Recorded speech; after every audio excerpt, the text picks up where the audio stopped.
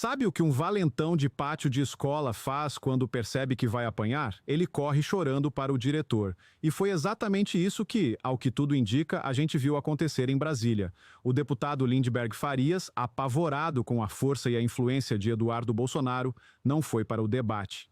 Ele correu para o colo do seu papai no Supremo Tribunal Federal, implorando para que o ministro Moraes prenda o seu colega de parquinho.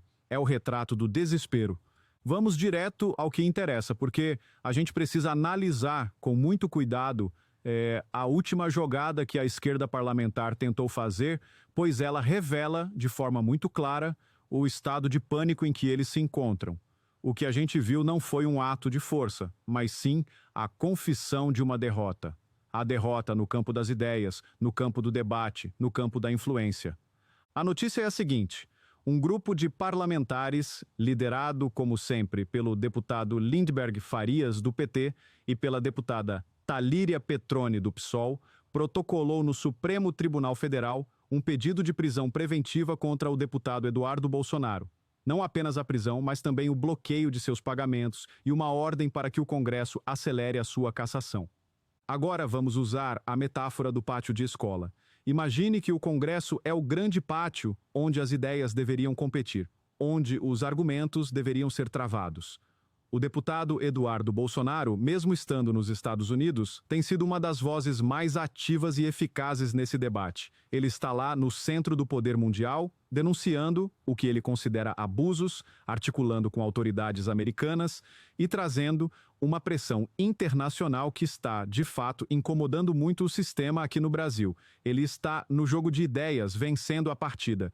E o que o Lindbergh Farias, o valentão que não consegue ganhar no argumento, faz? Em vez de ir para a tribuna do Congresso e rebater as ideias do Eduardo, em vez de ir para os Estados Unidos e tentar construir a sua própria narrativa, ele faz o que todo valentão fraco faz. Ele corre para a sala do diretor. E quem é o diretor nesse nosso parquinho? O ministro Alexandre de Moraes. O Lindbergh e sua turma foram, de pires na mão, pedir para o diretor tirar o colega do parquinho, para prendê-lo, para calá-lo, para tirá-lo do jogo. Essa atitude é a confissão de que eles não têm mais argumentos, é o reconhecimento de que eles não conseguem combater a influência de Eduardo Bolsonaro com ideias e agora precisam apelar para a força da caneta de um juiz. É um atestado de fraqueza, um grito de socorro, mas a história fica ainda mais grave quando a gente olha para a legalidade desse pedido. E aqui a gente precisa ser muito técnico. Segundo a nossa Constituição,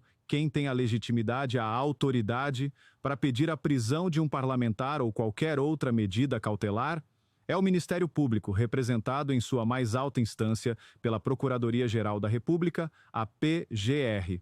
Um deputado não pode simplesmente acordar de manhã e pedir a prisão de um colega. Ele não tem essa atribuição legal. É como se eu, como cidadão, resolvesse pedir diretamente ao Supremo a prisão de alguém. O meu pedido não tem valor legal. O que um ministro do Supremo, agindo como um juiz isento, deveria fazer diante de um pedido desses, feito por quem não tem legitimidade para fazê-lo? Ele deveria, de forma muito simples, indeferir de imediato. Deveria dizer: senhores deputados, os senhores não têm a atribuição para fazer este pedido. Procurem o que fazer. Arquive-se. Seria uma aula de direito constitucional, um recado de que o Supremo não é balcão de queixas políticas. Mas o que o ministro Alexandre de Moraes fez? Ele fez o exato oposto. Em vez de rejeitar o pedido ilegal, ele deu andamento a ele. Ele despachou mandando o processo para que a Procuradoria-Geral da República se manifeste em 5 dias. E por que isso é tão grave? Porque ao fazer isso ele dá uma aparência de legitimidade a algo que nasceu ilegítimo. Ele sinaliza para a PGR que a gente sabe que hoje é muito alinhada a ele, que ele gostou do pedido, que ele achou pertinente. É uma forma de pressão, uma maneira de dizer: olha, eu quero que vocês concordem com isso aqui. É a materialização do que o André Marcília, em sua análise, chamou de parlamentar porta de cadeia.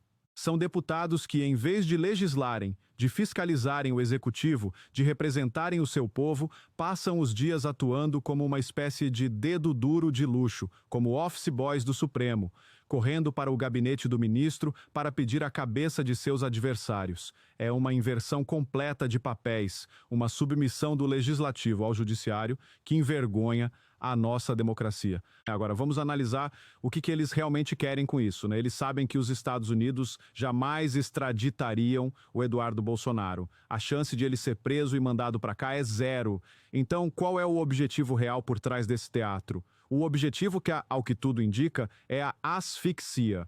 Eles querem, em primeiro lugar, a asfixia financeira. Ao pedirem o bloqueio dos pagamentos, eles tentam cortar a fonte de sustento do Eduardo, dificultar a sua vida, impedi-lo de continuar o seu trabalho nos Estados Unidos. E, em segundo lugar, e mais importante, eles querem a asfixia política. O grande plano é usar esse inquérito, essa nova perseguição, como justificativa para acelerar a cassação do mandato dele na Câmara e principalmente para torná-lo inelegível para as eleições de 2026. Esse parece ser o verdadeiro medo deles. O medo de que, com o ex-presidente Bolsonaro injustamente fora do jogo, o nome natural para liderar a direita seja o de seu filho, que hoje tem uma projeção internacional que talvez nenhum outro político brasileiro tenha. O que eles estão tentando fazer é cortar o mal pela raiz, é eliminar no tapetão um adversário que eles temem não conseguir derrotar nas urnas.